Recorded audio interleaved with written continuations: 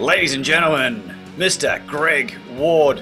Welcome to the show, Greg. Welcome to Become Your Own Superhero. Logan, thank you very, very much indeed. It's an absolute pleasure to be here with you. And thank you so much for the opportunity. I'm so looking forward to the conversation that we're going to have very shortly. Well, I must admit, in doing my research for this interview, I have been laughing a lot, and also just now impressed by your amazing digital professionalism with the great slide intro there. What are you operating there for the people at home? I am running on a couple of different systems. Actually, one is a Blackmagic A10 Mini Pro, which I'm using as a multi-view currently, and a way of getting my Sony video camera into the computer. But the main system that I currently use is OBS. So that's the open source broadcast software. It's a free tool, requires a little bit of training to get it up and running correctly. And I am passing the imagery that you're seeing currently on the screen is coming from a secondary laptop via a protocol called NDI. So it's basically a network interface where I can send it via my LAN from another machine. And it frees up this machine that I'm currently connected on to only do the job it needs to do, which is basically do the video punching and work with the CPU on the video side of things. Wow, but it sounds really complex. I'm sure it's not. But for someone with your background, young Greg, it's not shocking at all because we'll get into what you do in a second. But you actually come from what looks like a bit of an IT background originally. Funnily enough, I do. I got into that because I'd spent 4 years in the Royal New Zealand Army. And I was working in communications. So that lent itself to this, this love of the technical side of business. So I've got this kind of great mix of human side and technical side, and I get a great deal of joy and enjoyment out of both of those. So the technical side was after I left the army, traveled extensively, came back to New Zealand after doing a small role with KPMG, where I was working in their HR department in a kind of a minor technical role on the IT side. When I arrived back in New Zealand, I thought, oh, I'll do this for a while. So I ended up working with Coopers and Lybrand, which became PricewaterhouseCoopers, and then went consulting at that time, right at the start of actually building my speaking business at that point as well. But it was a fairly natural crossover. I love the tech, and I've relished, even amidst all of the crisis and chaos and challenges that COVID has brought, I've really relished this opportunity to be able to delve further into the technical side, particularly on the broadcasting angle. Well, just for the folks at home, Greg Ward, I'm about to read you through some of his resume, and it's ridiculous. So I hope you're sitting down because in addition to being a professional MC, and we'll go into that in a little bit more in detail as well, he's an impressionist, he's an actor, a TV presenter, a voice artist, a multi-instrumental musician, a classically trained artist, an improv comedian, and can speak 3 languages. What else have I missed? I don't know what you've missed actually. Speaker? I'm what's called a serial enthusiast. So I have this wonderful kind of life where I look at something and go, oh, that looks interesting. Why don't I do that? And so I start delving down the path. And I've got a personality type that I've been told is called a scanner, which is where you follow a path down for a certain amount of time until you're pretty much satisfied with it, and then find something new and move on to the next thing. And I've always been like that, a bit of a magpie in finding the next new shiny thing. But what I really relish is, actually I just noticed I've used the word relish twice. It's words, eh? That's what we do. You put it on your sandwich later as well. Exactly. Is the ability to find these great new things, but then I'll tend to take them to a very high level because there's something innate within me that I'm not satisfied until I've mastered it or I've got it to a point where it's better than the people that I can see around me doing this, a similar kind of thing. There's a real competitive streak within me too. And where did that come from? Your competitive streak? That came, I think, from my upbringing. My father was a he's an amateur coach. I think is probably the best way to describe it because he never was a coach in any way, shape, or form. But as kids, he took it upon himself to find ways for us to get better in whatever we're doing, and a lot of that came from sport. So I recall really vividly running and swimming were two things that I excelled at as a kid, and he was really uh, focused on ensuring that we did the best that we possibly could. In which is a weird, it's a bit of a dichotomy because in hindsight, there was a hell of a lot of pressure and a hell of a lot of challenge as a kid. Uh, but in reality, you know, your upbringing shapes you in a great deal of ways, and that experience is translated into, you know, wildly different elements that I've done over the course of my life. Fascinating, and you know, you just that personality trait that you're talking about, the seeker. Have you ever done an Enneagram report? No, no, I've kind of steered clear of labeling myself psychology in a psychological way. Well, I'd be curious to know because I think the reason why you and I connected so quickly when we met at the speakers conference earlier this year in Adelaide, my guess would be that you are a seven. So it goes one through nine, not in ranking, but it's just I'm an Mm. enthusiastic visionary, and I really identify with that. Going down the path, and then until I've achieved whatever I've achieved, and then go and find something else. And it Yeah. means that we end up doing about a million different things in our life, career wise. And I want to explore some of those, some of the favorite things that you've done and achieved in your life, Greg. Oh, look, there's so many things, and you know, when we have this kind of conversation, I always preface it with, you know, regret is a completely wasted emotion, and you should never regret anything you've done in your life because you've done it. It's gone. It's in the past. You cannot change it. You can only change the way you think about it. But there's certainly things where I go, you know what? If life were different, if I'd made a different choice at that particular time, how would my life have turned out? You know, what kind of opportunities would have happened?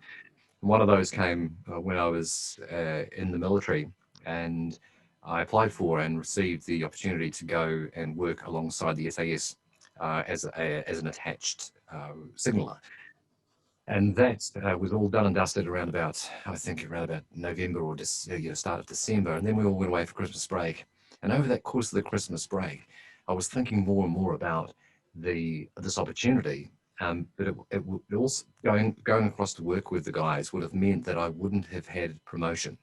Because once you're across what we call going over the fence, once you're over the fence, there is no promotion in there. It's basically head down work. And then once you come out, back out, no longer attached to that unit, then it would things would change. And I've told myself that for a long time. But I think in reality that there was a certain element of fear involved in that decision. And I got back in January and I said, hey, look, you know, I've reconsidered this and I don't think I'll go and do it. And uh, they said, "Yep, that's no problem at all. Yeah, we know if we certainly don't want anybody who doesn't want to be over over here," which was a bit of a rebuke, and you know, certainly felt a little bit stung. So that was one of those little kind of things where you think back into your life, you go, what would have changed? What would have been different had I gone across there and been within that environment? But that's just one little thing. I mean, spent a lot of time in musical theatre and opera. I've toured and travelled as a bass baritone. Uh, and the one thing that it's not a regret because I got as far as I could, but I made the final auditions of We Will Rock You in Melbourne. And I did the audition in Auckland, sang my heart out, and the uh, musical director said, "Yep, that's cool. Can we see you in Melbourne in a week's time?" And so I flew across, landed in Melbourne, went into the audition hall, and Brian May and Roger Taylor from Queen were there, and Ben Elton was there, and I got to sing a Queen song to Queen.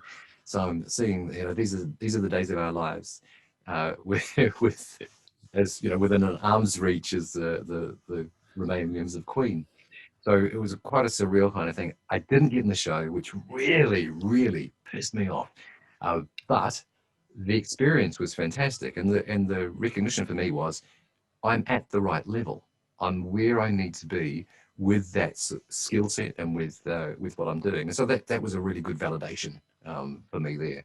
But there's been a lot of those kind of experiences over the course of my career.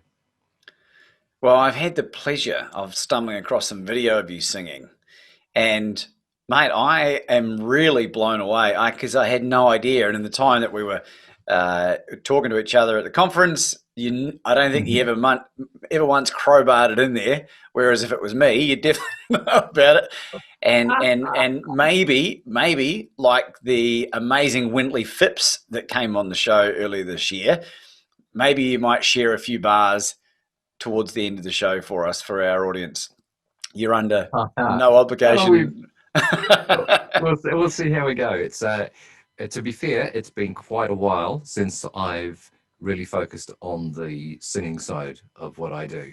Uh, it's a skill set that is a physical skill, and if you are not doing it on a regular basis, the quality of the voice will continually degrade. And one of the most challenging things, I remember being told this by my tutor, uh, the maestro, I should say, Gwilym Evans, who was training me, and he's an international opera singer, sadly passed away. But he said, never stop singing. He said, the hardest thing in the world is to restart singing after you stop, because you have to retrain every single muscle. So when you are growing in it and continuing, that physicality remains, and you're toned. But it's very much like the way as you get older, it's a bit harder to lose weight.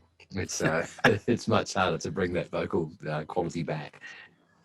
Well, look, coming from the only sibling in my family who doesn't really sing that well, I can hold a note, but I've been really working on my voice this year, and I've been doing some. I did the course with Vin Jiang, who I know you know is a speaker Yeah. coach and an amazing keynote speaker, but also doing a lot of Roger Love's Set Your Voice Free training as well. And I've noticed a distinct improvement in my ability to hold my voice and get some longevity, particularly in longer conversations. And I'll throw this to you, Greg. What's so important about having the ability to use your voice as an instrument in the line of work that you and I do? And the voice is your conduit directly into the ear of your audience. And it's up to us as speakers to hone that tool as much as possible. And there's so many different ways of being able to do that. But it starts realistically with understanding how you actually sound, which for a lot of people, you should think back, and there's so many people who go, "Oh, is that what I sound like?" when you record them and they hear themselves back, because it's not something we tend to do, right? We're having a completely subjective experience when we speak, because the sound resonates, comes through all of the resonating chambers within the head and inside the body. And what we hear is not what you hear. So it's really important to be able to record yourself and then think very specifically about how you modify your vocal tone, your presence, your timbre, the way that you can project, and do each one of those specifically. So you're not trying to fix everything and change everything all at once, but it's a crucial part of what we do.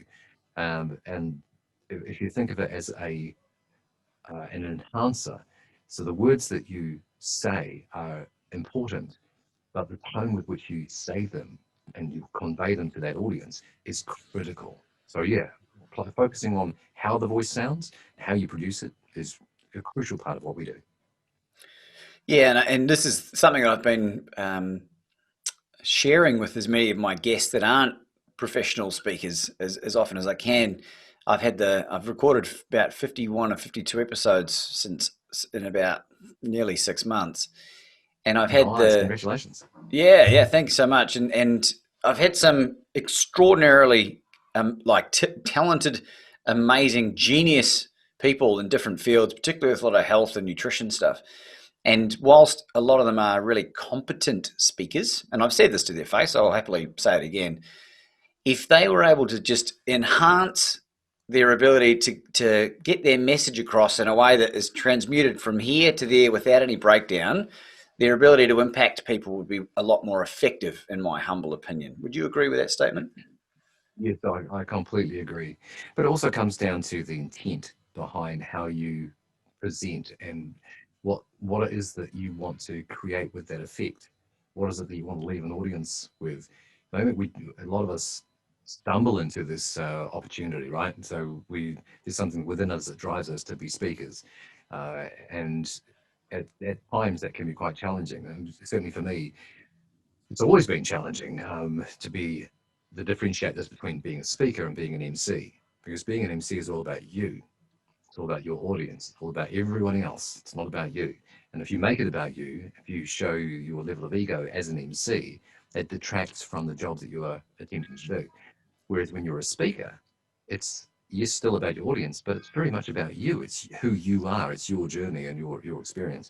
And so that's only recent for me as have I become comfortable in that space of being able to just go, this is who I am. This is what you get, and I'm really comfortable in presenting, which has been a skill set that's taken. When I say recently, it's taken 2 years of pretty hard work and focus work, much like any other skill, right? you think everyone can open their mouth and speak, right? But doing it in a professional, focused way takes a lot of time.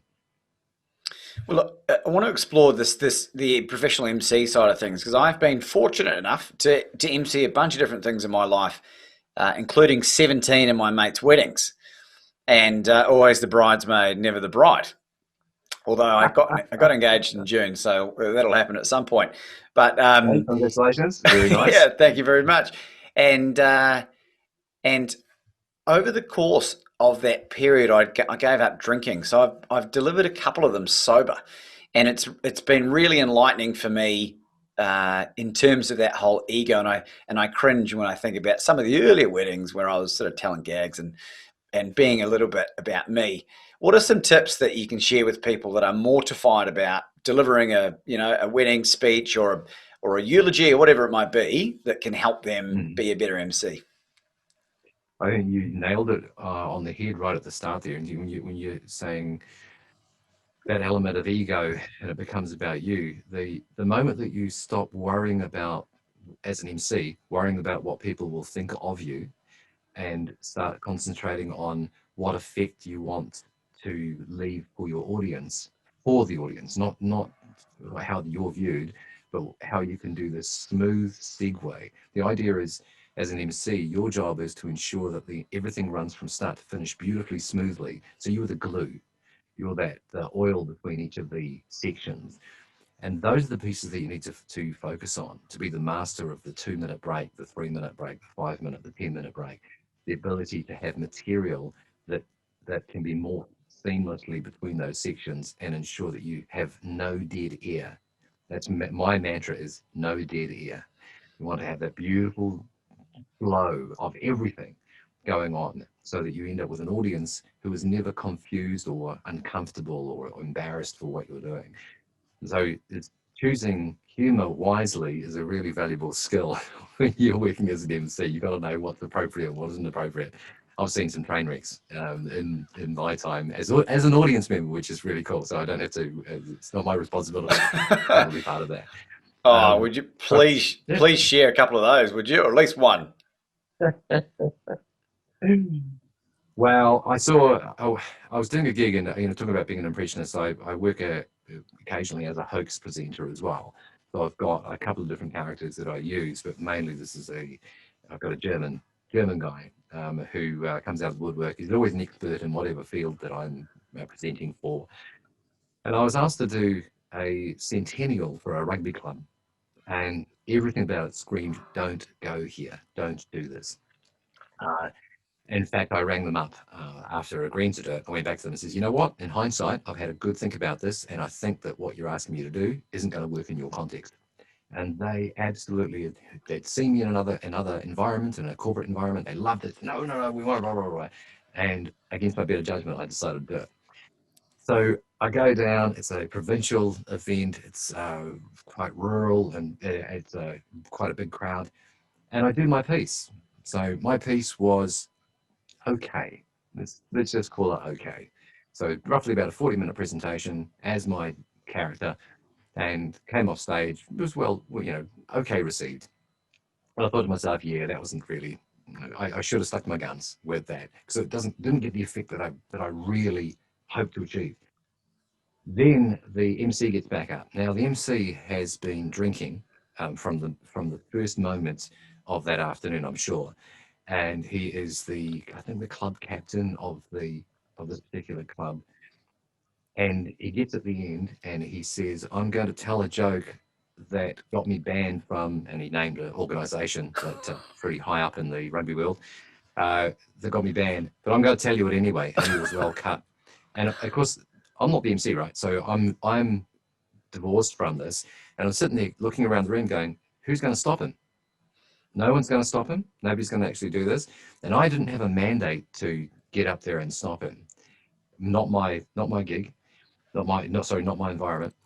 And he gets up and he tells a joke that I'm an ex-soldier and I would never have told that. Oh, it was something, it was just crude. It was completely and utterly inappropriate. Uh, and it just absolutely killed the night. And that's two things that go with that, right? One is very poor choice of material, but the biggest choice was the alcohol factor. And that's the whole thing. My dad used to say this, and he enjoys a drink. Um, Euphemistically, he says. He would say beer in, wits out, and that's a absolute truism. It's I haven't even heard what the joke is, and I'm cringing. Believe uh, me, I don't. So I'm not going to repeat it. yeah, please. It was a shocker, absolute shocker. It's one of those things where because I celebrated my fourth year of sobriety on the 26th of August this year. Well done, mate. Well done. Thank you very much. And I don't say that to brag or gloat around. It's something I'm very proud of, but it's more the fact like that 99% of all the stupid stuff I did in my life it was when I was drunk, and and when you stop doing as much when you're as drunk as I was, that eats into your week quite a lot, and so that 99% ends up being quite a few instances, and I really love getting up and enjoying the high of presenting or speaking or doing this, even though it's not live, sober. It's a dopamine or oxytocin or serotonin kick that's pure and doesn't leave a nasty hangover.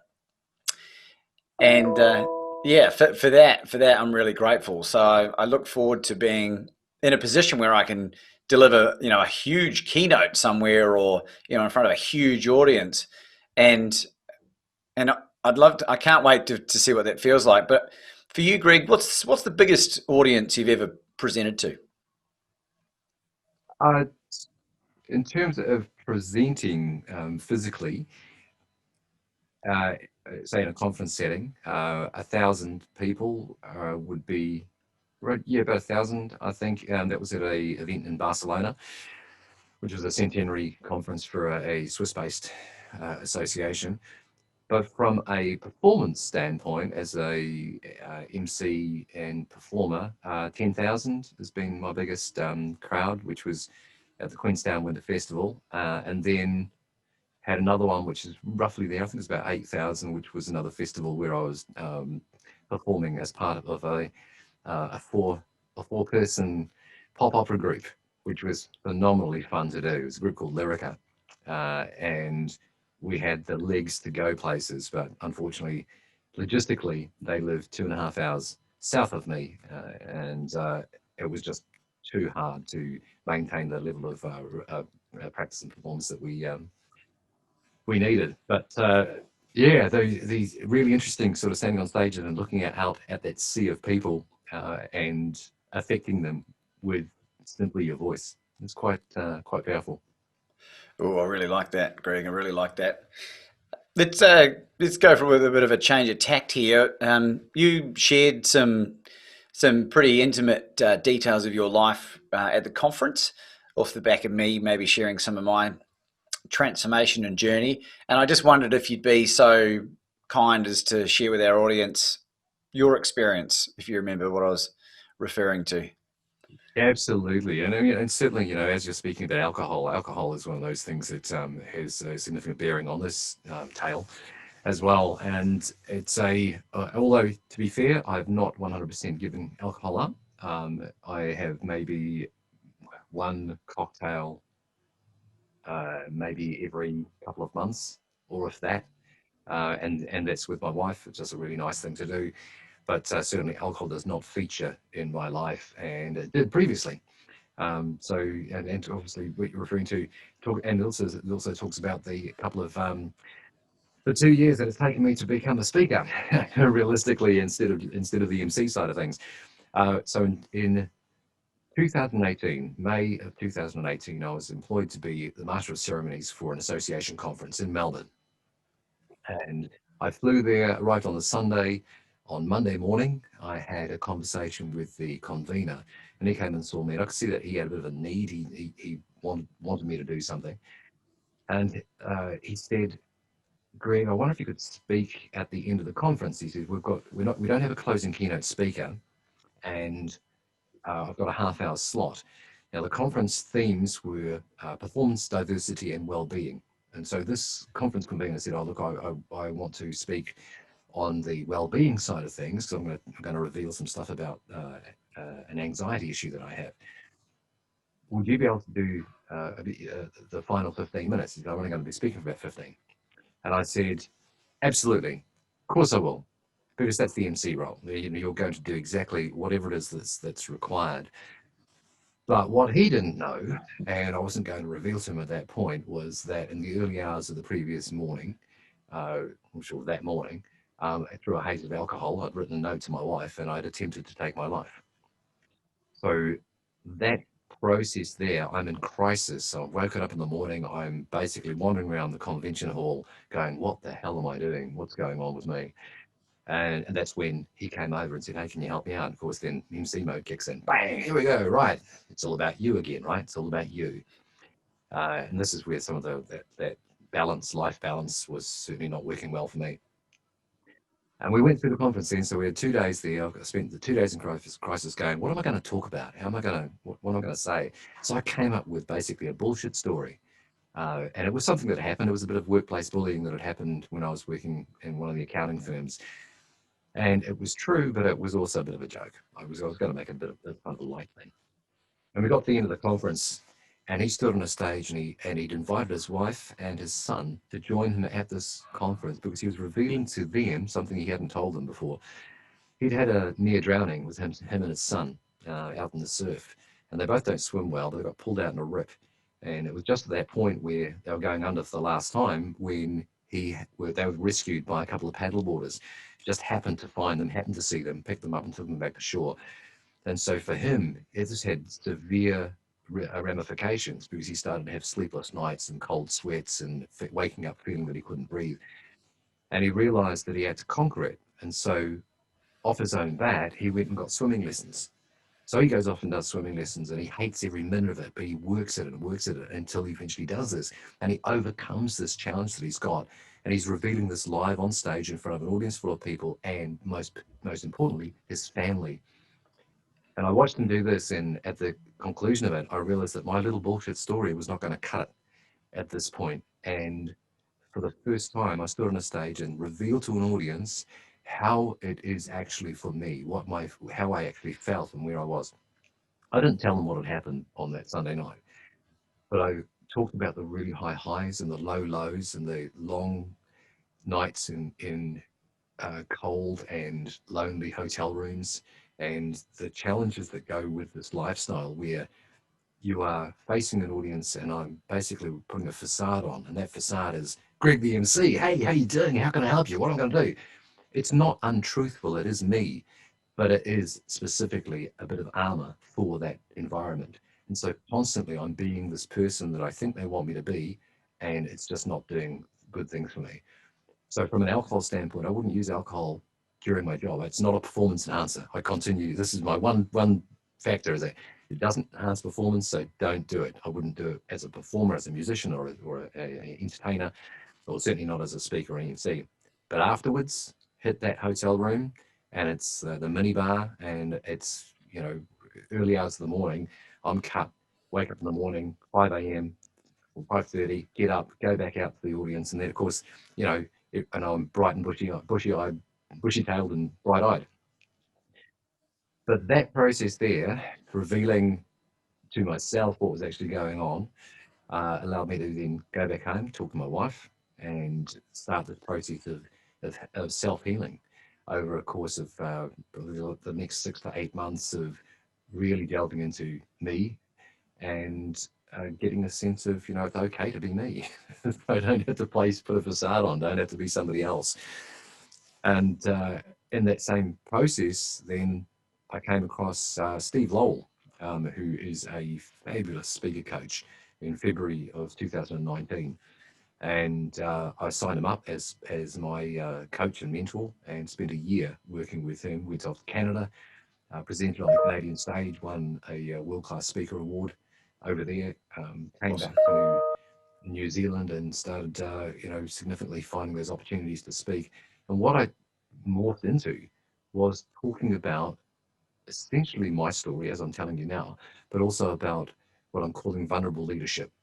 So the ability to have empathy, the ability to share with the people around you your own emotional experiences, which engenders a deeper level of team, which allows them to be more psychologically safe in their environments.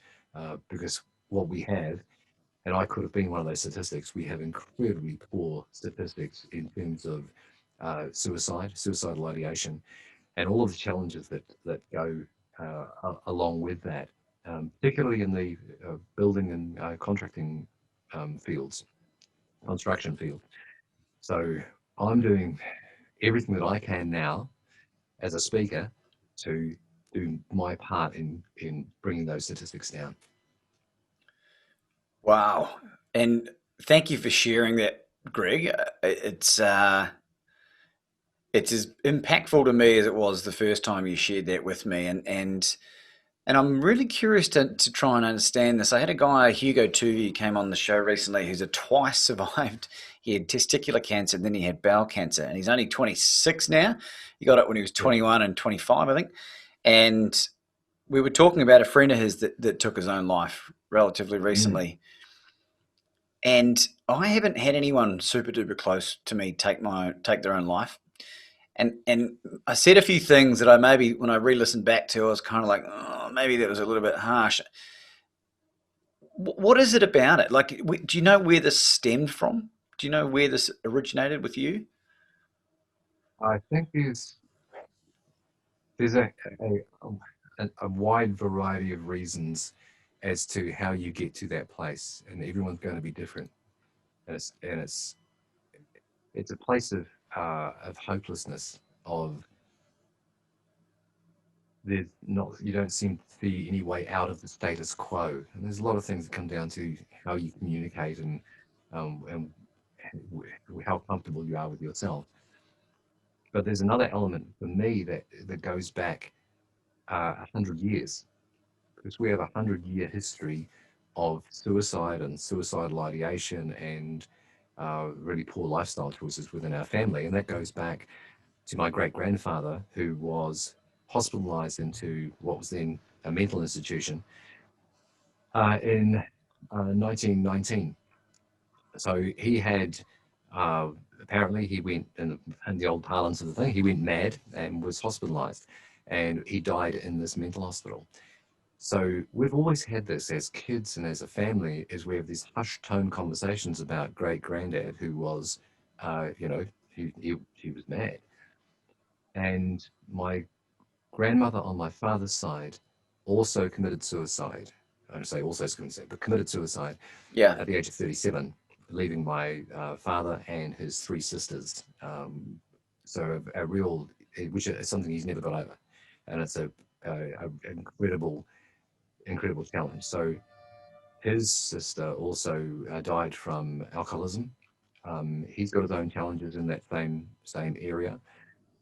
Uh, then we've got myself, we've got my brother, my various other members of my family, and even further down the line, looking at my nephews and nieces and so forth, we've all had brushes in this kind of way. And so I decided I was going to do a bit of ancestry research because it intrigued me. Said, what was it about my great grandfather? What is it about our line? So, we're genetically disposed to this, right? Must be. We must be genetically disposed. So therefore, let's go find out. So I finally wrote off, and I got hold of the record section of West Yorkshire. So this is where we immigrated to New Zealand when I was 3 years old from Yorkshire. I went back to the records, and we found that he had uh, a death certificate, but I also found out that he only spent a week in that mental hospital. He died, he'd arrived on the 14th of February, and he had died on the 21st of February, which is something we had no knowledge of. We didn't know this. So I got the death certificate to arrive, and I got my father over, and we opened this certificate up, and he'd had a autopsy done. So we went into that as well and had a look at what it said, and it said that he died of a brain hemorrhage following general paresis. So I looked up general paresis, and it's another term for general paralysis, which is the old term for syphilis. Bugger So me. he wasn't psychologically unstable. He had an STD, and that STD had caused him to have a brain hemorrhage because it had been advanced enough. And the hushed tones that we had about him being in hospital were because people knew he had died of syphilis. And of course, in a marriage, that's just never going to be a good thing. But this begs these questions. So if my grandmother had known the truth of that, whether she did or not, would that have affected her differently? Because she was 2 years old when he died. So what was the ongoing effect? And we've known this for years. Like this, it's always been, oh, I know. Well, you are predisposed to something in the family, so it's obviously down your genetic line. The stories we tell ourselves have incredible power. And so if you tell yourself that story that you are predestined to be in this space, it's highly likely that given enough of the circumstances, you're probably going to end up in that space. And so this moment of opening this envelope and seeing this truth was mind-blowing for me to be able to go, I'm not predetermined. I have this moment and I can change the future. I can do exactly what I want to do to increase those chances, which is another catalyst for me to be able to say these words to other people. You are not predetermined. There's nothing that says you must follow this path. So that's one of the biggest challenges, and I think we surround ourselves by those stories and we put ourselves into boxes. And the reality is, we are our own self-limiting belief. You've got to be able to break free of that and find a way forward. Far out. That's so interesting. I think it was because it was the same thing that knocked off Henry VIII as well, or one of the Henrys, wasn't it? Yeah, And he went mad from yeah, yeah, yeah, syphilis, right? And yeah. and this limiting belief stuff that you touch on, Greg, is something that's very near and dear to my heart because Mm, the medical professional, the medical society love using you have a genetic disorder because I was told by 20 different GPs over the course of 17 years that I had a genetic disorder that caused the heartburn that I had and it was incurable. And I mm. fucking cured it. I put it into remission by cutting gluten out of my diet, right? And that was after 6 months of sobriety, so it allowed my gut to heal. There's a lot of science now coming out suggesting that gut health is Mm. also very effective and if or causes a lot of issues if you have a lot of intestinal permeability or leaky gut, whatever they talk about, because like 85 to 95% of all the dopamine, serotonin, and oxytocin that the body creates is in the gut. So this genetic, you got a genetic predisposition. Yes, you can be predisposed, but you need a trigger. And I just wonder, hearing you talk now, that if the aggressive lifestyle of being on the road and eating conference food all the time and having a few too many drinks might have contributed to disrupting the gut and then triggering this imbalance that led you down this path. Not saying it's the specific reason, but it might be Mm. might be one of the key factors. It's so interesting. It's so interesting. And now that you've broken the shackle of that limiting belief, now you're empowered to share the story and get other people talking about it. Do you feel like you've broken the legacy in your family now? Yes. Yeah, I think one of the factors for me is working out how to stop the slide. I think another factor is I seem to exhibit quite a number of the symptoms, and I have never been diagnosed, but I seem to exhibit a lot of the symptoms of bipolarism. So I have very high highs, kind of maniac. Yep, absolutely, maniac highs and very low lows, and with an alcoholic lifestyle, that is exacerbated on both of those areas, right? So your peaks are even higher and your lows are even lower. So cutting that out and finding a series of strategies that work for me and certainly have shown efficacy for working up for other people as well has been really beneficial. So it's not simply a matter of mindset to go, oh, no, great, I've got a great mindset now I'm cured. Uh, the elements that work specifically well for me are having exercise first and foremost. So got to have a exercise routine, and I have this routine for myself, which is at least 30 minutes exercise 3 times a week.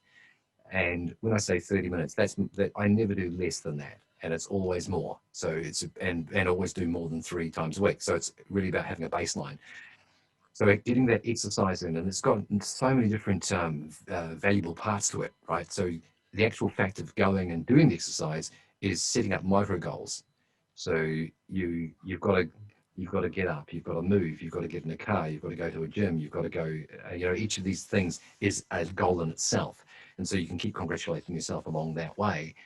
Then setting the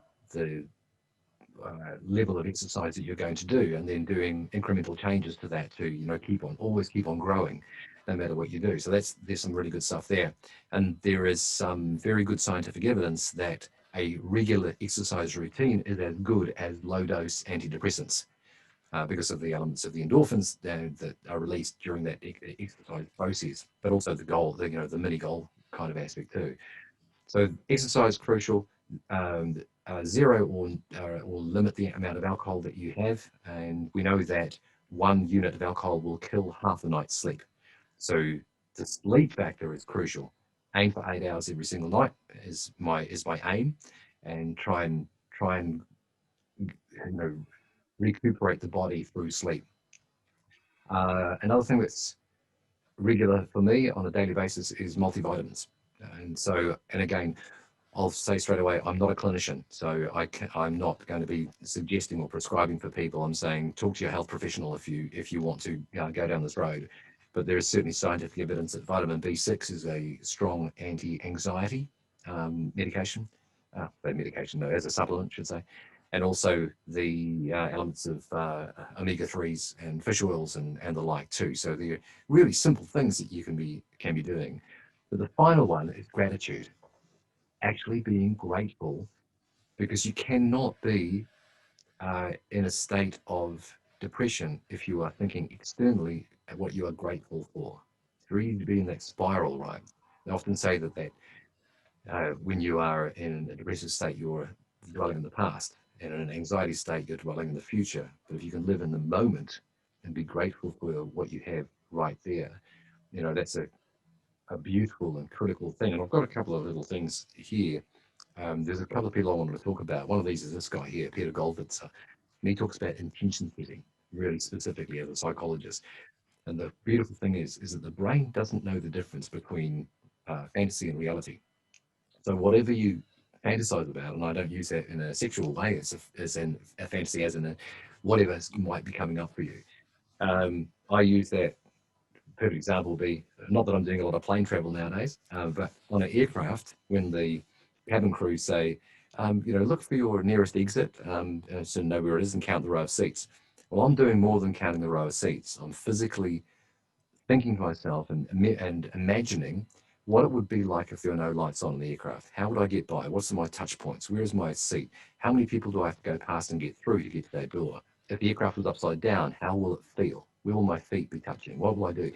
So all of those little tiny things, and I do this every time, and I set an intent that, because my wife says to me, "You are coming home. You're flying. You're gonna be the person who gets out of that airplane." So I have to do every single thing that I can to achieve that, whatever the situation is. But Peter Goldwitzer came up with this concept of intention setting, and it's a really powerful tool. And talking about positivity, this guy here, Martin Seligman, he came up with the concept of positive psychology.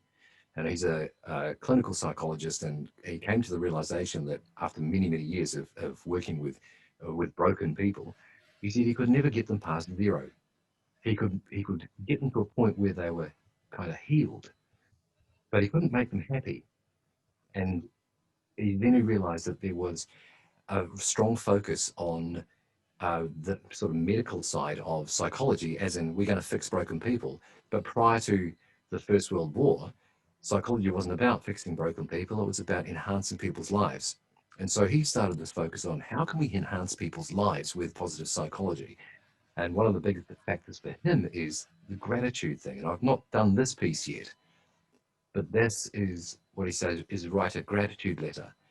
And it's roughly 300-word letter. You find somebody who's still living, who you haven't properly thanked for something within your life that you want to make a point of. And once you've written this piece, you contact them and ask them if you can come and visit them. And wherever they might be, you go and visit them. And then when you go to their place, read them the letter. And so I've got a teacher in my life who I've not been able to locate. I really want to do this with him. But apparently it's life changing, this experience of actually being able to tell the people, those people in your life who have had such a strong impact, exactly what it is that they did for you. And that sharing is an amazing psychological tool. So yeah, Martin Seligman, positive psychology is definitely worth looking up. We'll have those the links down below for people on YouTube and on the whatever podcast as well. That's so interesting that you say that, Greg, because in 6 weeks between mid-May and the end of June, I wrote my book, which was inspired by Les Brown. And there was a chapter in there about a school teacher when I was 6 years of age that gave $30 when we had no money and we put on the greatest impromptu birthday party ever. And she was only a relief teacher, and neither my mum or myself could remember her name. And so we launched this manhunt. She worked at Middleton Grange School, which is a Christian school in Christchurch in New Zealand. And we thought we'd found the right woman. Turns out she'd passed away, and we were like, oh man. Then we found out that it was actually this woman, um, Miss Mandy is, I think her name was, and we hunted her down, and she's a priest in Canterbury. And I had the absolute pleasure of reading the chapter of the book to her over the phone and sharing with her this wonderful, wonderful experience. And I mean, I didn't get a chance to meet her. I'm going to go to New Zealand when things open up, and I'm going to read from memory that chapter of the book to the assembly, and she's going to be invited as a guest. And I can't explain to listeners how wonderful that feeling was, because she didn't remember giving me the money. She remembered me vaguely as a kid, and said some really complimentary things about me as a kid, which is pretty good for 34 years ago. And it was a life altering experience. So I can't recommend that highly enough. That's how synchronous is that? Amazing, amazing, and yeah, because that act of generosity from her actually has impacted the way that I give, and has always impacted the way that I give as a result. So profound, Yeah. profound. So yeah, gratitude. We've had some other guests. We had Dr. Tom Namey as well, who's a preventative psychologist, preventative in the sense that they try and work on this stuff before it gets to where you were, Yeah, yeah, yeah. amazing stuff. And mate, I applaud you for heading down the direction that you are heading, and with the dialing back of the drinking, and no one's judging if you're not giving up or whatever. You got to do whatever's right for you, right? Mm. Um, what are some of the other blessings that have happened in your life in those 2 years since that event? Oh, just completely and utterly clear focus. Um, the realization of how I was using alcohol as uh, a way of not dealing with relationships is probably one of the biggest factors, and that it's really easy to use the alcohol as a mask, right? And the cure for everything is just have another drink. Um, Not having a need for it. I mean, well, I was a stockpiler. You know you're an alcoholic when you are worrying that you don't have enough, and that whole process of going, even as a kid.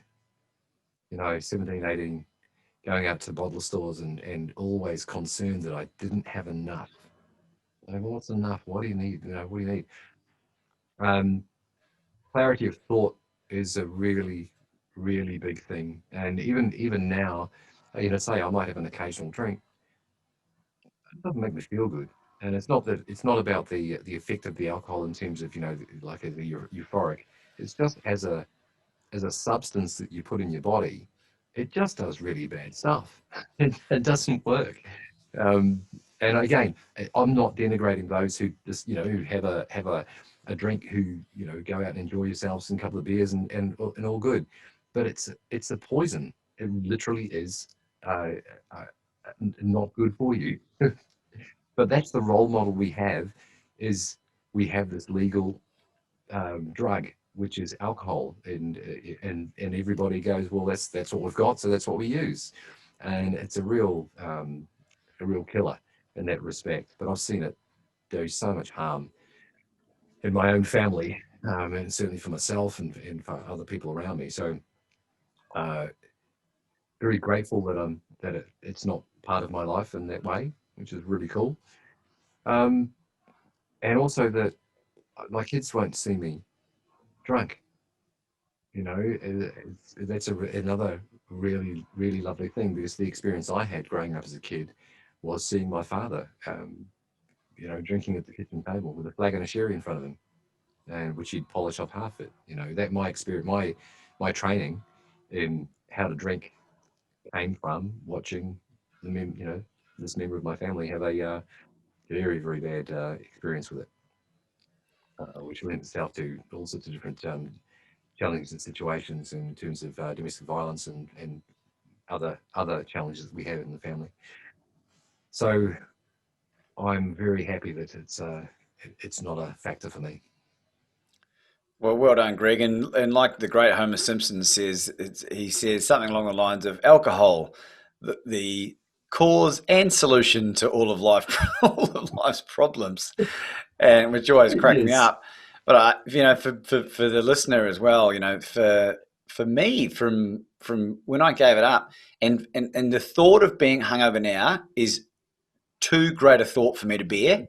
I literally I can't bear the thought of it. I also really like the fact that I've got this good streak of not drinking where nothing's passed my Yeah. lips. But one of the things, just touching on what you were talking about before with regards to the emotional healing side of things, I Mm. really started to notice emotional healing after a year of sobriety. What I put it down to, there's no scientific data around this that I'm aware of at the moment. But I really Mm. felt like that as my body was physically healing and I was moving more and looking after it and eating the right stuff, that it started to detox of sorts things that weren't supposed to be in my body. And they talk about the actual fat cells in our bodies are really efficient at storing toxins. They talk about heavy metals and a bunch of other stuff, which is all scientifically proven. But I've Yep. often wondered whether trauma is physically stored in the body, and whatever your version of trauma is anything Mm. less than a nurturing environment. And as I started to develop into a runner, Greg, uh, Yeah. when I started doing distances of about 13 or 14 Ks and above, when I got to that 13, 14K mark, I, for the first year of running, would burst into tears. And it was tears of sadness initially, and then it morphed into tears of joy, which I thought was really interesting. And then after a year or so, it stopped. It's such an interesting thing. There's a even as you said that, I'm thinking there's a strong mind-body connection, right? It's like we don't know enough about we consider that our mind is inside the brain, but there is some evidence that there is a brain connection through the gut. There's a brain connection down through the parasympathetic nervous system, uh, and who's to say that we aren't all that our consciousness exists only in the brain? And I I certainly am not going to say anything against the proposal that we hold trauma in various different areas of the body, because I think there's you would be mad to discount that. And the better we make our bodies, the better our lives tend to be. But I concur with the elements of emotion, right? And exercise has this. Is one of the things that is obviously the endorphin rush, but there's other elements that go with it too. And I have a specific thing for myself, kind of along the same lines, is that it takes me. I talk about the micro goals, and the reason I talked about the micro goals before in terms of exercise is because I find it very challenging. Not so much these days, but I certainly did, where I couldn't get up. My alarm would go off, and man, I wasn't getting up, and I didn't want to, and there's no way I could do it. So I came up with a series of exercises that allowed me to get past that, which is tiny micro goals. So when the alarm goes off, I go, just open your eyes. That's all you got to do is just open your eyes, nothing more. Not going to do anything more than that. Just open your eyes. And so I'll open my eyes, right? Because it's an easy thing to do. It's not hard to open your eyelids. And then you go, well, you might as well turn your head. So your eyes are open, just turn your head and turn the head. So now reach out and turn the alarm off. Okay, cool. Now that you've done that, so why don't you just slip one foot out of the bed? You're not going to get up. That'd be stupid. Just gonna slip one foot out. And by that process, I'd find myself up, dressed, and out the door. Each one of those being a tiny little increment. And I call it beating the dragon of despair. Used to even years and years ago, when I was still, I had to go through that process, and I could never. It took me so long to connect it all together. But now what I find myself doing is when I'm at the gym and I'm struggling away in the first part of the exercises, then at some point my face will just burst into a smile, and it just comes completely unbidden. And it's a moment, it's a giant smile. It's just like suddenly I'm energized. And then I And it's a notice bloody great myself smile, smiling. by the way. Hey, thanks, mate. But I'm suddenly energized, right? I'm energized, and I can feel myself smiling, which makes me smile even more. And I found myself, this was at the gym this morning, and I was on the bike and just did about 40 minutes on this bike, pounding it out. And the last sort of 10 minutes, my mouth was in this rictus of a smile, because I was just like in this really beautiful enjoyment space of I'd beaten the dragon of despair. I'd got up, I'd moved on, I'd got the exercise done. And as a goal, I managed to complete that and go, what a great way to start a day. What a great way to kick off, the next day of my life. Well, I think beating the dragon of despair has to be the title of your next book. I'm going to Thank you for throw. that. I never thought of that. That's awesome. That's a bloody brilliant title. I think it is too, yeah. And you can have a big dragon body with your head on it or something at the front. Um, I'm going to go in a different direction here, and I'm going to throw under the bus a little bit, but it's going to be a dual going under the bus together, because I'm a fan of impressions as well, Greg. Oh, And yeah. why don't we have a little bit of an impression off? And I'm happy to start. And you've got to guess the character, and then you do Right. yours, and I've got to guess who you Great. are. So, and we've got to do it in a way that the person listening to this only Yeah. is able to hear it as well. So I'll start us off, and I'll create a visual. I've got a freckle, a black freckle on my cheek. Right. Uh-huh. Oh, you. Uh-huh. Are you talking to me? Uh-huh. Oh, you. Uh-huh. Oh, you guys. Uh-huh. Robert De Niro. Oh, yes. Congratulations. Well done. Nice. Nice. It's very, very good. Okay, how about What this do you got one? for us? Sure. Why is it that you're looking at me in a kind of way that I want to kill you? Why don't you go and get yourself a nice cotton drink? Shaken, not stirred. Oh, it was a cross between Hannibal Lecter and James Bond. I thought you were going to say, and a nice Chianti and some fava beans. I can say when you say I'm an impressionist, I'm not really an impressionist, as in like a million different characters and the like. Um, but you may be referring to Elton John. Could you give us a bit of Elton John, please? A bit of Rocket Man. Oh, mate. Now you're asking me something. She grabbed my bag last night, pre-flight, 0 hour 9 a.m. I'm gonna be high as a kite by then. Oh, I missed my piano. Oh Wow. man. We got him Listen. to sing. We got him to sing on air. Congratulations. Well done. The mate, not bad. I totally empathise with the being out of sync, and maybe this is a spark for you to get out the vocal cords again and keep them fresh for the next time you get an opportunity to punch out a few tunes and maybe include it in one of your keynotes as your new career as a speaker. What are your thoughts on that? Oh, but I've often thought about using the music side of things from in a keynote standpoint, right? It's a really powerful thing. Music is an incredibly powerful tool, and the way you connect with audiences and people. I've got a mate, his name's Jeff Knight, who's a tenor, opera singer, classical voice, and he's got a phenomenal story. Actually, he was I can't recall which gang it was, but he was a fully patched up gang member, and What in New Zealand yeah, with the mongrel and mob or something? he Far out. no, it wasn't the Mangrove. I think it was the Highway 45s or something like along those lines. Yeah. Uh, and he came sort of over time. He saw the realization that this wasn't necessarily the lifestyle he was after. And he said he remembers coming off his bike and sliding along the gravel on his in his leathers, and his bike smashed up and ruined. And he crashed outside somebody's house. So he goes into the house and sort of gets patched up and bleeding away. And he's sitting there thinking to himself, "This is not the life that I really wanted to have at this juncture." And a few other sort of situations happened along his life.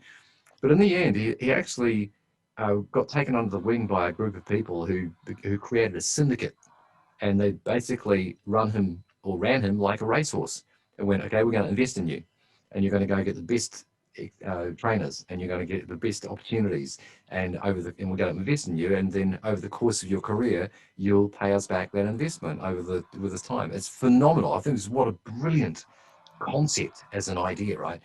And so Jeff went to Australia. He's living in Sydney now, and got trained with the best singers and performers and teachers, and he sings like an angel. Beautiful tenor voice, fantastic. So he's done that. What he does, he uses his music within his performance as well. Lovely, lovely stuff, and a really cool story. Going from incredibly challenging times to a very, very different scenario now. Very cool. He sounds like he might make a great guest on the Become Your Own Superhero show, Greg. He definitely would.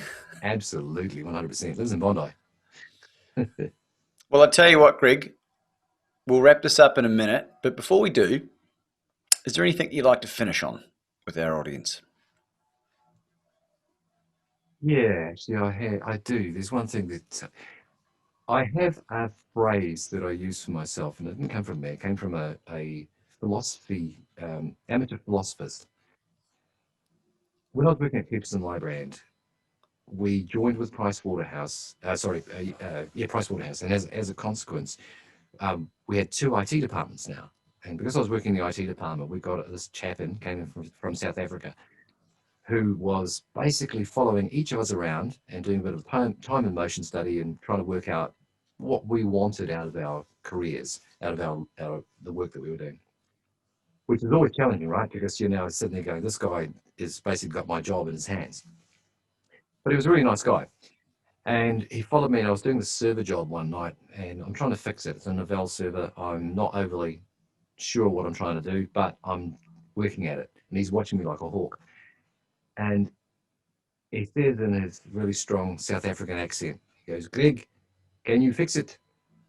And I didn't really know any South Africans at the point, and it sounded really harsh and as if it was like kind of judgment, but it's not. It's no, it's just simply factual. So I just want facts. I'm not interested in sugarcoating it.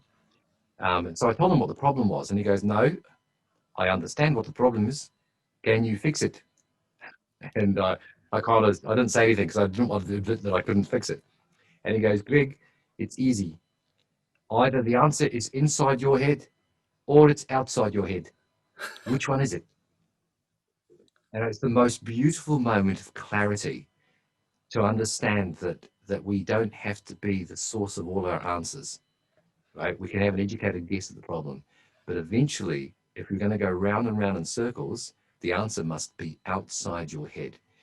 So I would suggest that the best way to actually start looking at the challenges that we have in life and problems are not necessarily a term, but we're taking a moment, lifting the head up and looking outside, and perhaps adding an element of gratitude into that as well. Ladies and gentlemen, Mr. Greg Ward. Thanks, Ivan. It's been an absolute pleasure being here on your show. Keep doing all that bloody awesome work that you do, mate. Love it.